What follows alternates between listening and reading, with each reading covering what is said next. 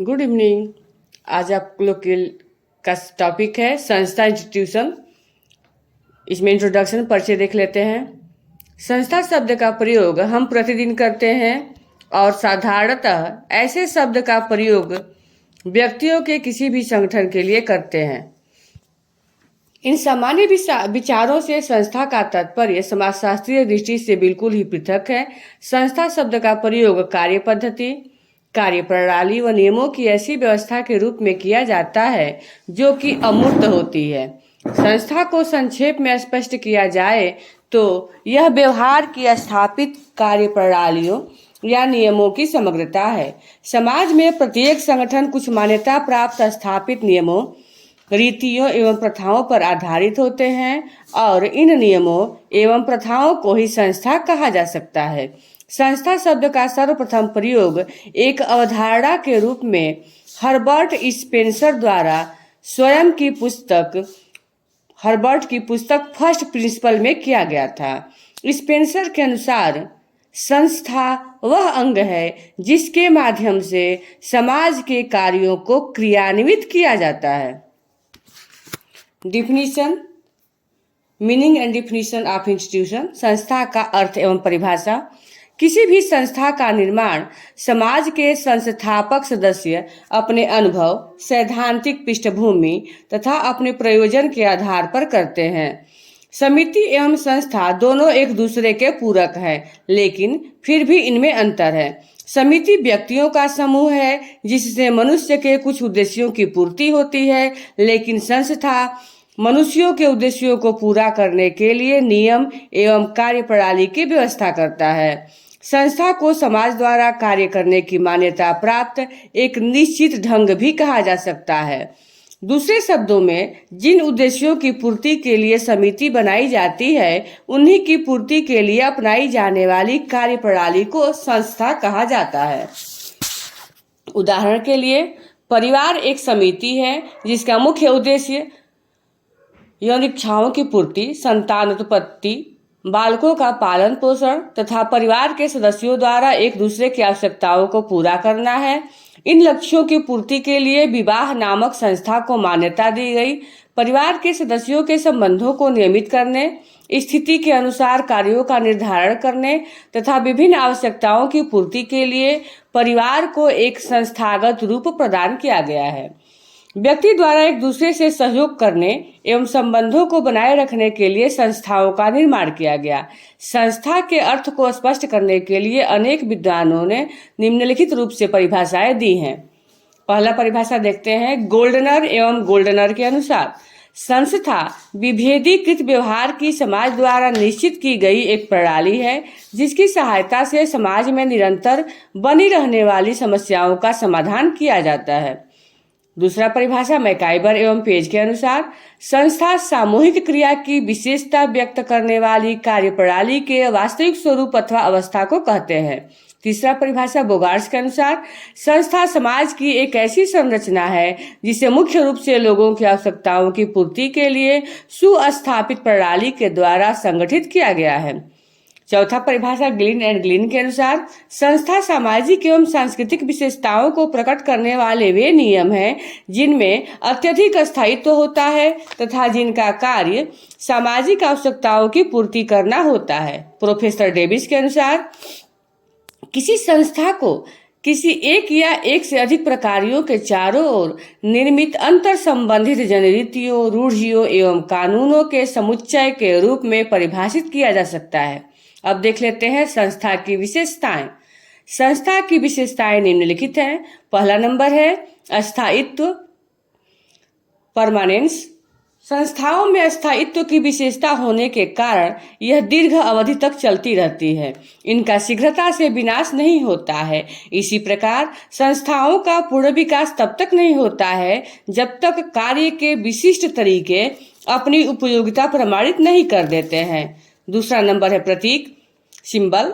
प्रत्येक संस्थाओं की पहचान उनके प्रतीकों के माध्यम से होती है। अतः प्रत्येक संस्था का अपना एक प्रतीक चिन्ह होता है जो भौतिक या अभौतिक हो सकता है। जैसे आर्य समाज का प्रतीक ओम है तथा चर्च का प्रतीक क्रॉस का चिन्ह है। तीसरा परंपराएं, ट्रेडिशंस। प्रत्येक संस्था की अपनी कुछ लिखित व मौखिक परंपरा होती है। ये परंपराएं लोगों के व्यवहारों पर नियंत्रण तथा व्यवहारिक अनुरूपता या समानता लाने में सहयोग करती है। इन परंपराओं के अंतर्गत प्रथाएं, जन रीतियां, नियम तथा धार्मिक संस्कार आदि आते हैं। चौथा, सांस्कृतिक उपकरण, कल्चरल इक्विपमेंट्स। प्रत्येक संस्था से संबंधित कुछ भौतिक एवं अभौतिक उपकरण होते हैं जो संस्था के उद्देश्यों की दृष्टि से उपयोगी होते हैं, जैसे भवन, फर्नीचर, औजार, मशीन आदि संस्था के भौतिक उपकरण हैं, जबकि आदर्श, मूल्य, विचार तथा कार्यप्रणाली आदि भौतिक उपकरण हैं। सुस्पष्ट उद्देश्य। प्रत्येक संस्था के एक या एक से अधिक निश्चित उद्देश्य होते हैं। ये उद्देश्य मानव की मूलभूत आवश्यकताओं से संबंधित होते हैं। जैसे विवाह की संस्था के कुछ निश्चित सुस्पष्ट उद्देश्य हैं, लेकिन सामाजिक विभिन्नता के कारण इनमें भी कुछ अंतर पाए जाते हैं। छठा नंबर, संस्था का एक इकाई के रूप में कार्य, functions of institution as an unit.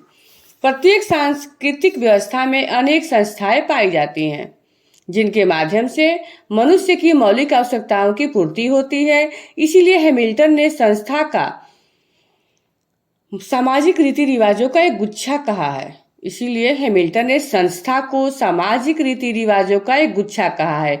जब परंपराएं, प्रथाएं एवं रूढ़ियां विकसित हो जाती हैं तब उन्हें समाज की स्वीकृति प्राप्त हो जाती है तथा इनसे संबंधित कई नियम बन जाते हैं तथा बाद में यही समग्र रूप से संस्था के रूप ग्रहण कर लेते हैं। इस प्रकार प्रत्येक संस्थाएं प्राकृतिक व्यवस्था की एक मौलिक इकाई के रूप में कार्य करती हैं। अब आइए देख लेते हैं संस्था के कार्य एवं महत्व, functions and importance of institution. संस्थाएं व्यक्ति की समस्याओं के समाधान तथा समाज के नियंत्रण में महत्वपूर्ण भूमिका निभाती हैं। साधारणतः संस्था के कार्य एवं महत्व को निम्नलिखित रूपों में स्पष्ट किया जा सकता है। देखिए डायग्राम के द्वारा बनाया गया है, आप इसको समझ सकते हैं। जिसमें पहला नंबर है मानवीय आवश्यकताओं की पूर्ति। प्रत्येक संस्था मानवीय आवश्यकताओं की पूर्ति में मालिनोव्स्की के अनुसार देखते हैं, प्रत्येक संस्था किसी मौलिक आवश्यकताओं की पूर्ति करती है। सामाजिक संस्था का सर्वाधिक मुख्य एवं प्रथम कार्य मानव की आवश्यकताओं की पूर्ति करना है। संस्थाएं व्यक्ति की आवश्यकता अनुसार जन्म लेती है।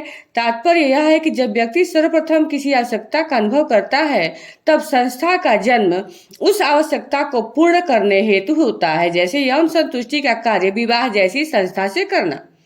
दूसरा नंबर, सामाजिक नियंत्रण का साधन, रिसोर्सेज ऑफ सोशल कंट्रोल। समाज में संस्थाएं व्यवस्था को बनाए रखने में सहायक होती है तथा संस्था का विकास तब होता है जब समूह हेतु किसी प्रथा को आवश्यक माना जाता है तथा उसे समूह की स्वीकृति प्राप्त हो जाती है। फलस्वरूप संस्थाएं इतनी अधिक शक्तिशाली हो जाती है कि व्यक्ति द्वारा इनकी अवहेलना नहीं की जा सकती है। उदाहरण के लिए संयुक्त परिवार एक संस्था है और यह संस्था मानवीय व्यवहार को नियंत्रित कर सामाजिक संगठन को स्थायी बनाने में विशेष रूप से महत्वपूर्ण रही है। तीसरा नंबर, सामाजिक अनुकूलन में सहायक। संस्थाएं व्यक्ति को समाज से अनुकूलन करने में सहायक होती है। व्यक्ति को कुछ नियमों के अनुरूप कार्य करने का तरीका संस्थाएं सिखाती हैं। संस्थाओं के द्वारा ही नियंत्रित होकर तरह तरह के व्यवहार करने की सीख व्यक्तियों को प्राप्त होती है। चौथा नंबर, मार्गदर्शन करना, टू गाइड। विभिन्न सामाजिक संस्थाएं मनुष्य के व्यवहारों तथा आचरणों को निर्देशित करने का भी कार्य करती हैं। इससे उनके कार्यों को सरल बनाया जाता है। व्यक्ति को किन कार्यों को करना उचित तथा कौन से कार्य अनुचित है, इस विषय में ज्ञान संस्थाओं द्वारा प्राप्त कराया जाता है। पांचवा नंबर, परिस्थिति एवं भूमिका का निर्धारण। संस्थाएं इस क्षेत्र में अत्यंत महत्वपूर्ण कार्य करती हैं। प्रत्येक व्यक्ति को समाज में एक विशेष परिस्थिति एवं भूमिका प्रदान करने में संस्था की भूमिका मुख्य होती है। उदाहरण के लिए विवाह पश्चात पत्नी की परिस्थिति प्राप्त होती है, विवाह के पश्चात स्त्री पत्नी की परिस्थिति प्राप्त करती है और पुरुष पति की परिस्थिति प्राप्त करता है। जीवन को संगठित करने हेतु दोनों को अपने पद या परिस्थिति संबंधी कार्यों को पूर्ण करना होता है। इसी प्रकार अन्य संस्थाएं भी व्यक्ति के विभिन्न क्षेत्रों से संबंधित पद एवं भूमिकाएं निर्धारित कर सामाजिक संगठन को सुदृढ़ बनाती है।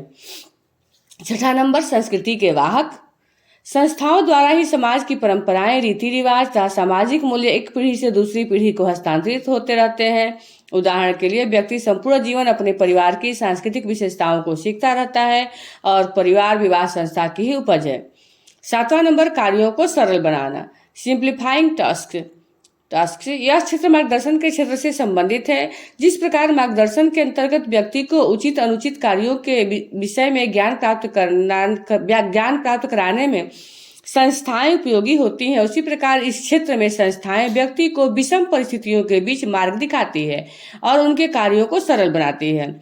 इस प्रकार उपयुक्त वर्णन से स्पष्ट है कि संस्थाएं व्यक्ति के जीवन में अत्यंत उपयोगी है तथा यह सामाजिक जीवन को दृढ़ता प्रदान करने में भी महत्वपूर्ण है।